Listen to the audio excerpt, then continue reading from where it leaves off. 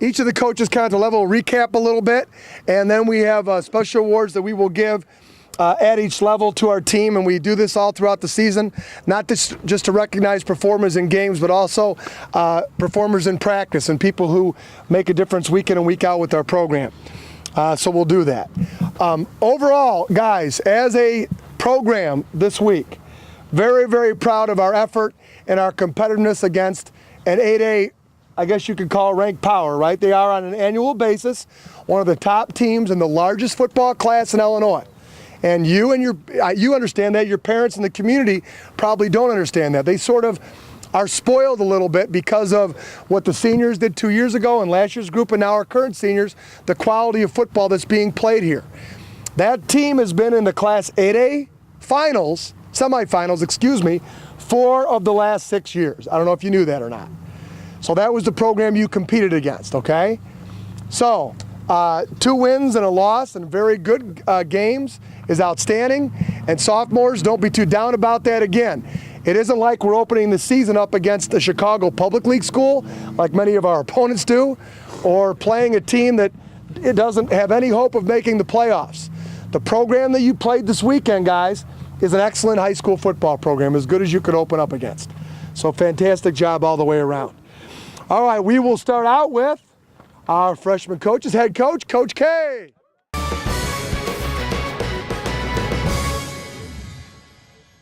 All right, the freshmen, we did have a B game this week, so we're going to have a scout player of the week.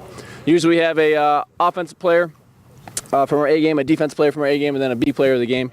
But we did not have a B game because of the weather. It was not very kind to us this week, and so we'll just go with the scout or practice player of the week. So in our A game, we win that 9-12. We had 2 touchdowns, and we converted on both. Field goal at the freshman level, which is kind of uncommon, but we did have a field goal, 3-pointer, converted at the freshman level, okay?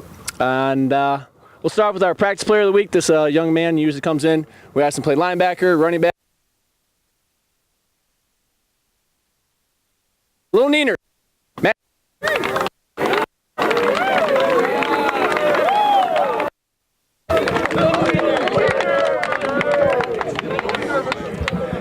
Sorry, Matt. See your little helmet decal, you can put it on the back of your helmet and get your underarm band, okay? There you go.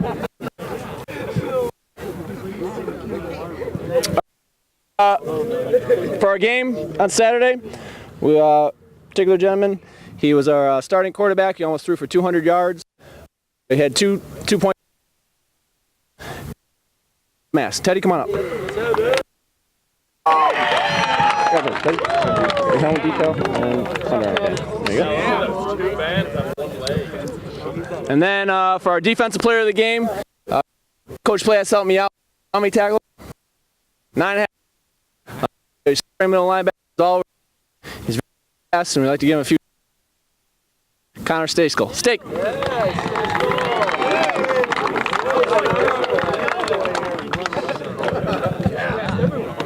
Congratulations, Steak. Start your helmet decal, put it on the back of the helmet, and there's your underarm. Okay? And then it'll be Coach Hankus for the sophomore awards.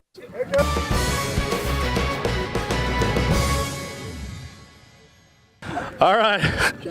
First thing first, just unfortunately, the sophomore team lost a tough heartbreaker, 35-23, up 23-8 in fourth quarter, and they got the big moat behind their backs and kind of took over the game there. But so that hard-fought game, both did a great job on both sides of the football. But as far as just getting us ready for the week, for that game, had to give it out to our scout running back, who did a great job. Okay, performing what they had a freak little running back that they had, and KAMONTEZ Thomas, or week 1.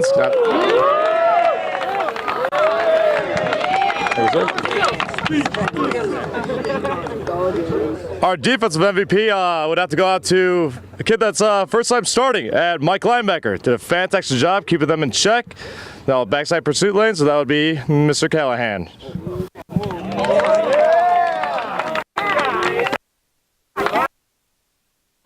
Thank you, sir. And finally, for offense, a lot of tough, few different candidates for this week. That a bunch of star players that had a lot of great efforts, and got to give it out to our quarterback. Okay, for the week, led us throughout a lot of drives. Also did a great job running the football for us. according to laid out a couple linebackers there for Glenmar. They're going to remember that for a little bit. So Kyle NIEMIEC.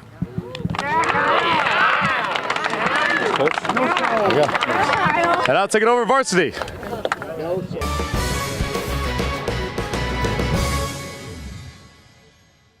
We have our varsity awards now, and so we're going to start with our offensive scout awards. Coach Holm will start with our offensive scout player. I was just told I was doing this, so I have nothing prepared. Scout rewards, regardless of who win them, let's talk about scout for just a second. As a guy who had his time playing scout, I understand what that is. Guys want to be playing on Friday night. They don't want to be, and they don't want to be satisfied, I should say, with being on the scout team. That scout team is incredibly important, guys, younger guys that are coming up, simply because it prepares teams for that Friday night. And oftentimes our scout defense and our scout offense runs the other team's stuff better than they do. That's a tremendous thing to get to a Friday night and the other team's not running their offense as well as our guys do all week long. So just a little note about scout, use that as an opportunity to get better and get noticed. These next two guys obviously have already done that in this first week. Coach Piron's going to talk about a defensive guy. But from our standpoint, running against us, we had to prepare against the best running back in the state, arguably. I can't think of anybody better than Justin Jackson in terms of carrying the ball, kind of an Adrian Peterson type guy. Good hips, good movement, hard to take down. And we had a guy that gave us a real good look all week long, had some good speed, the ability to change directions. And we've had him over with us in the defensive side, actually playing defense. So our scout offensive look coming from WILLY, FIRTH. Good job there, bud. Any words? Any words of encouragement? No, you don't have any. We should start this year. That might be a new thing. We'll do that. All right. That's the Scout Player of the Week. This player did Scout unit and ended up going on a more regular basis. And actually, I believe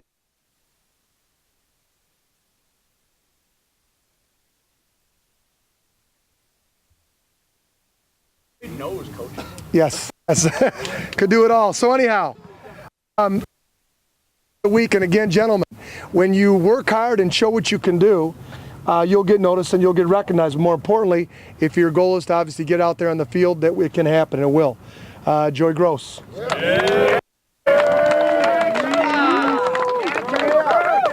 Congratulations. Congratulations. All right. Special team. C. No. Okay, for specialty teams, guys, there was two guys, I say specialty, all right, just deal with it, okay? There was two guys that need to be recognized. It ended up being the difference in the game, in my opinion. You saw Glenbard North struggled in this aspect of the game, and it ended up proving very promising for us. Long snapper, HANSEN, I don't know your first name, but it's all right. And then our punter, Tucker, KNOX.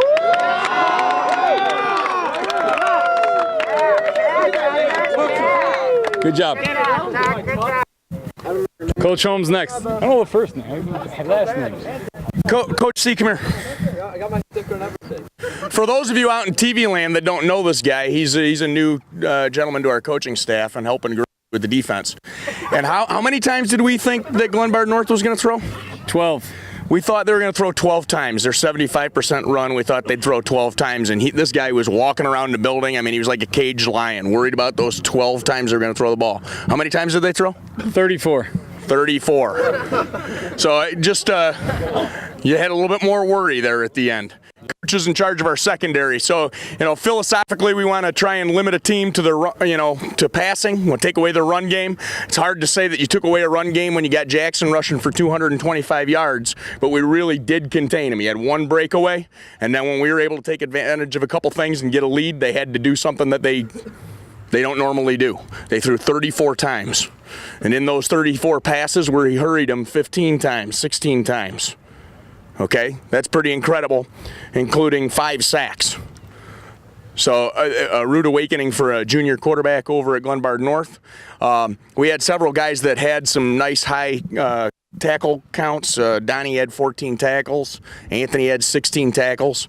But when the game was on the line and we needed the pass rush, once he finally got the signals coming in that he was supposed to be doing that, in the last quarter, Frazier got 3 sacks. So our defensive player of the week is Noah Frazier. I don't have anything yet. You're going to have to dip into the bucket after practice maybe, okay?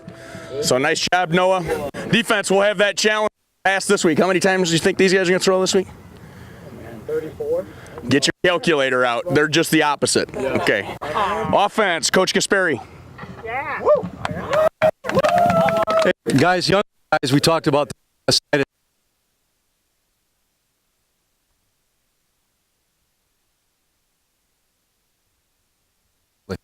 because that's in the game for us Saturday night, and we talked about that at length. But make sure you work on that. It's very, guys. The other thing I want to tell you guys. Well, first of all, is this really on TV?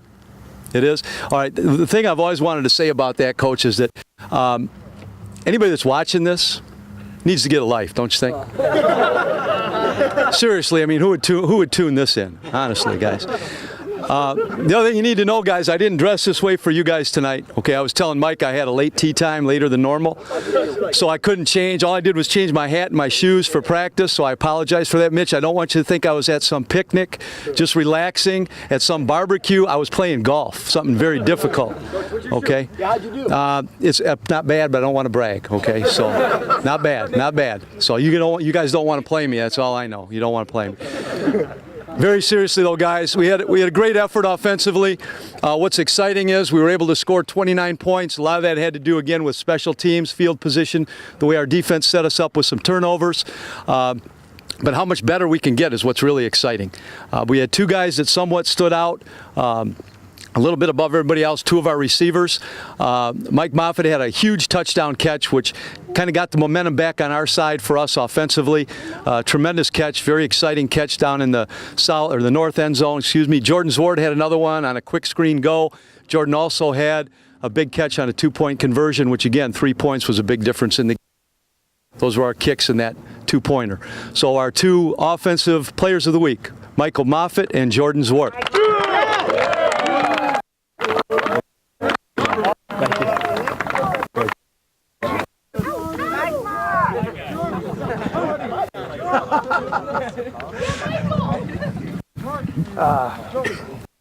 Guys, great start to the season, everybody. Very proud of you.